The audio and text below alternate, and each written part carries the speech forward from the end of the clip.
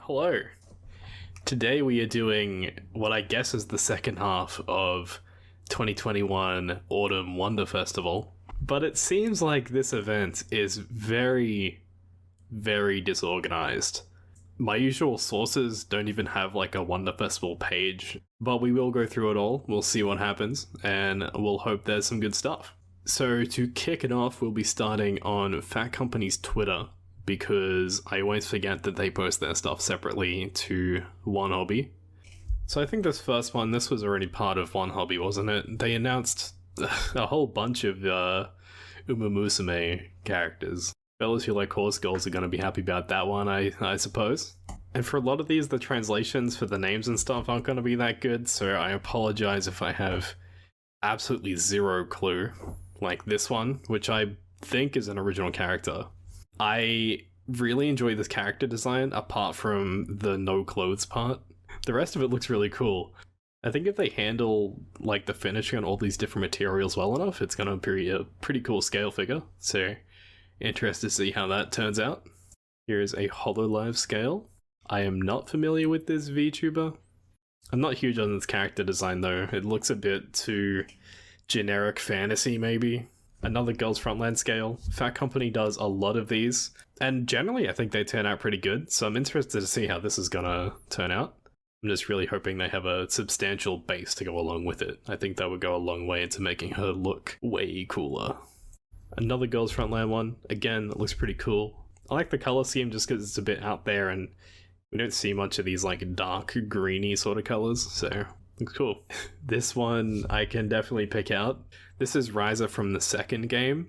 You probably know about this one, which is Ryzer from the first game, and I guess this new prototype is sort of in the same series, I guess? They're both 1/6 scale, they're both like sitting or kneeling down, so I guess they're sort of a pair.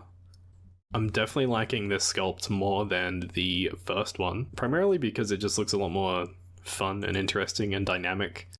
I'm feeling it, but we'll have to see how it turns out painted first. While we're here, just on the first unpainted prototype, just to explain for people who don't know, figures go through maybe 3 or 4 development stages. The first being its initial announcement with an illustration. The second being what this is, which is an unpainted prototype. And then the third is a painted prototype. I know some people get like really concerned, like, oh, why are all these things grey? It's just because they're not painted yet, and the final product will always be painted, it's just not ready yet.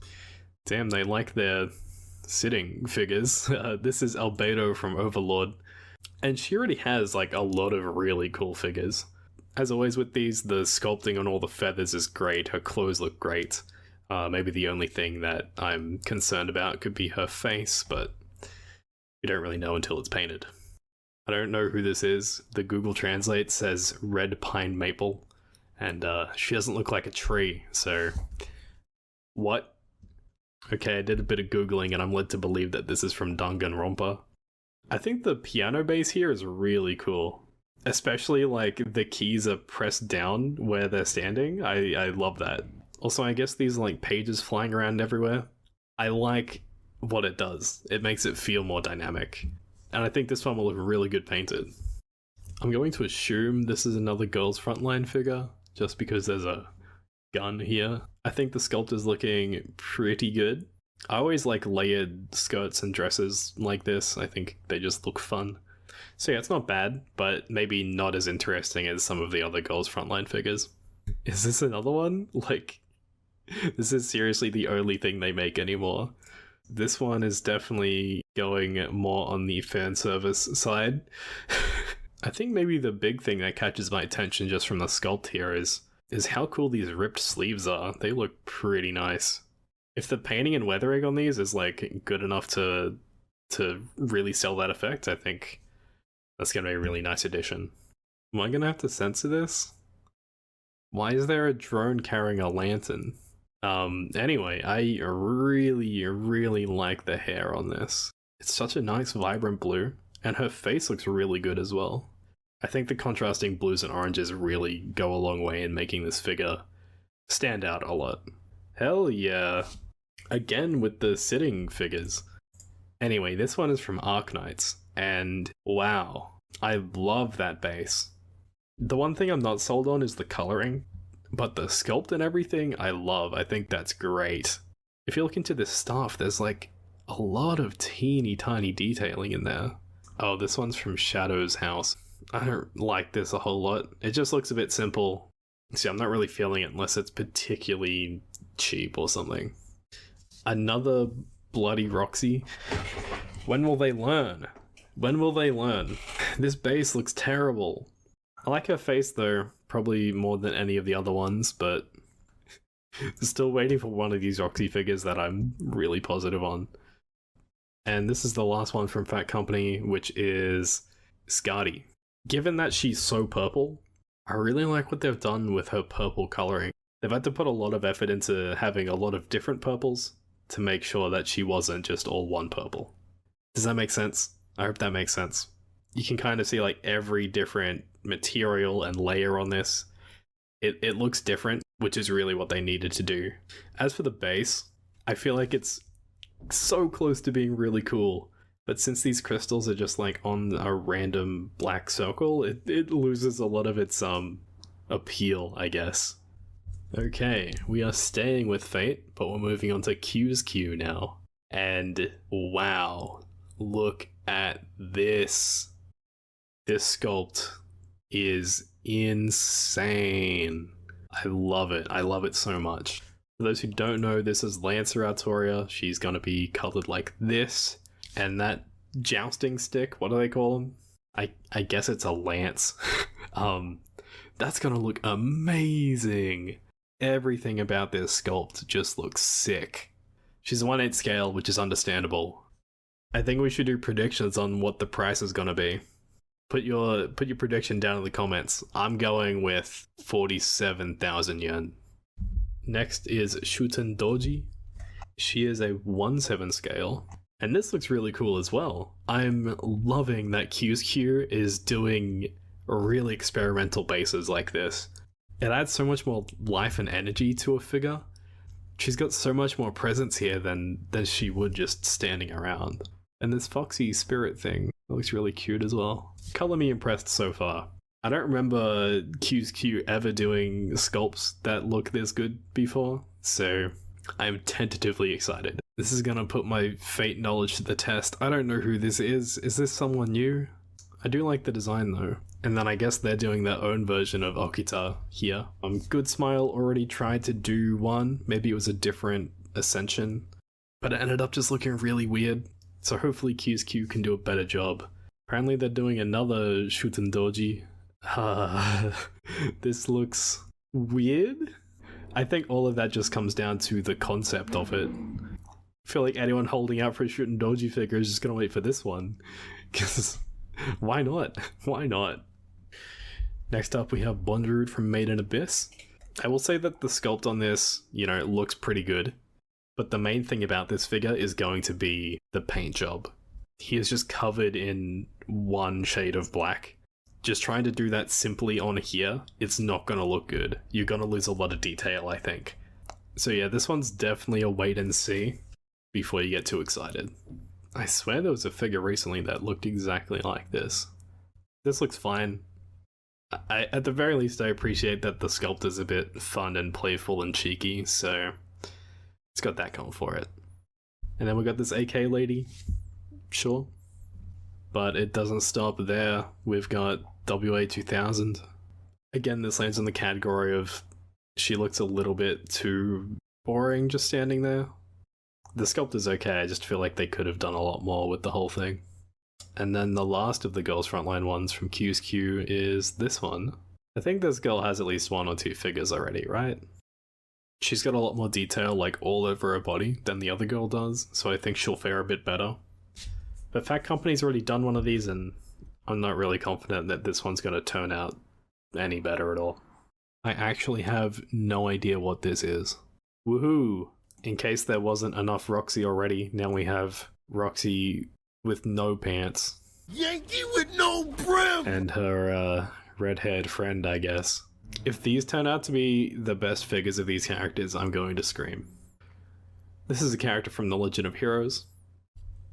I think the two that Kotobukiya has done look really good, and I feel like it kind of makes more sense for Kotobukiya to just continue to do what they're doing rather than getting other companies to make figures of the series, but maybe these characters are completely unrelated, but yeah, it's just not my sort of thing. Okay, moving on from Q's Q, we have this blue archive figure from Annie Gift. I think the base here is pretty cool. I'm just having a hard time, like, what the hell is going on? Just because there's no colors and I have no reference to the character, like, what is this thing on her head? Looks pretty cool. This is a VTuber, again from Annie Gift. I initially was like, oh, I don't care, and then I saw the cat socks. This is the greatest thing ever. This is adorable. Look at them. It's so low res, but makes me happy. Apparently there's a company called Extreme who are doing this Langrissa figure. I feel like Langrissa doesn't get a whole lot of attention, so surely someone's happy about that. Definitely don't like how much extra space on the front of this base there is though. It's kind of weird. We've got a couple of Railgun figures, one of Misaka and one of a character that Google Translate could not tell me the name of. So that's that. I think these don't look too great. Maybe they'll be cheap. Kadokawa announced they're doing scale figures of the two main girls from Bofuri. Swimsuit figures, I guess. I hope they at least include the turtle. That'd be cute. Apparently the Genshin Nendos got painted. I like that they're holding hands. I think I thought I'd like the girl one more, but I don't like her face. I like the boy one. He's cool. I just opened a bunch of news articles from like the last week, and this one popped up. I don't think it's related at all to Wonder Festival, but I'm always a sucker for Miku figures, and this one looks very, very cute.